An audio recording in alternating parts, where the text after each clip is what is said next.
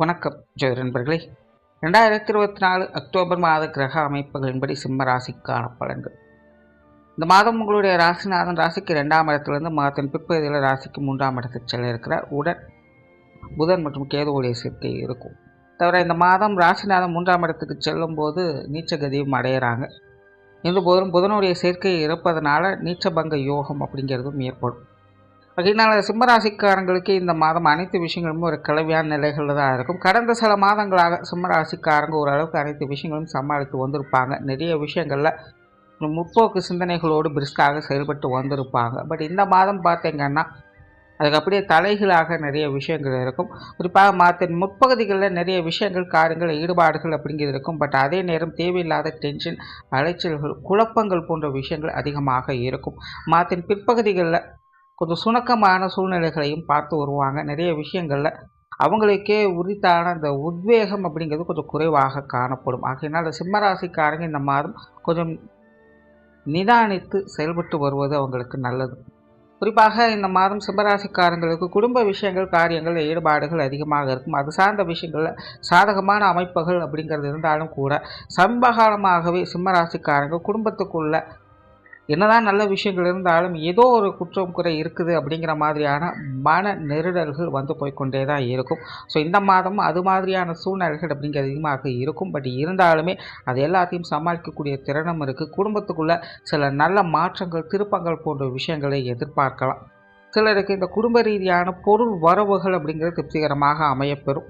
குடும்ப உறுப்பினர்கள் வகையில் கூட சில சாதகமான அமைப்புகளையும் எதிர்பார்க்க முடியும். பட் இருந்தாலும் குடும்ப உறுப்பினர்கள் வகையில் பேச்சுவார்த்தைகள் மட்டும் கொஞ்சம் நிதானம் அப்படிங்கிறது தேவைப்படும்.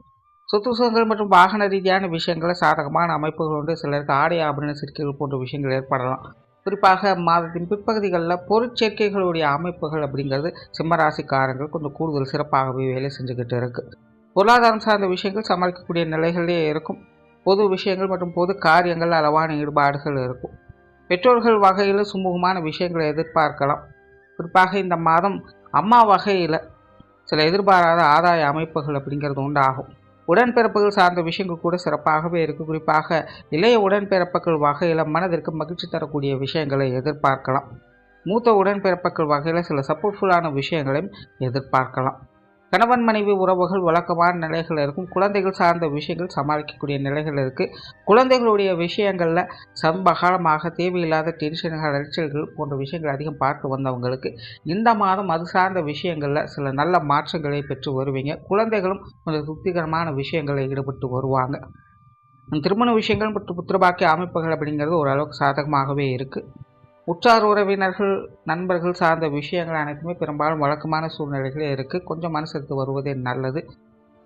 மாணவர்களுக்கு கல்வி மற்றும் வித்தை சார்ந்த விஷயங்கள் சிறப்பாகவே இருக்குது. மாணவர்களுடைய தேவைகள் பூர்த்தியடையக்கூடிய காலமாக இருக்குது. பட் தனிப்பட்ட முறையில் மாணவர்கள் ஒரு மாதிரியான மந்தமான மனநிலையில் இருந்து வருவாங்க. அந்த ஒரு விஷயங்களை மட்டும் மாணவர்கள் கொஞ்சம் கவனமாக இருக்குது. மற்றபடி உங்களுடைய சூழ்நிலை சந்தர்ப்பங்களானது அனைத்து விதங்களிலுமே சாதகமான அமைப்புகளையே கொடுத்து வருது. ஸோ மாணவர்களுக்கு இந்த மாதம் ஒரு சிறப்பான மாதமாகவே இருக்கும். மாணவர்களுடைய தேவைகள் பூர்த்தியடையக்கூடிய காலமாகவே இருக்குது. மாணவர்கள் கொஞ்சம் நிதானத்தோடு செயல்பட்டு வந்தால் ஆதாயங்களை அதிகம் எதிர்பார்க்க முடியும்.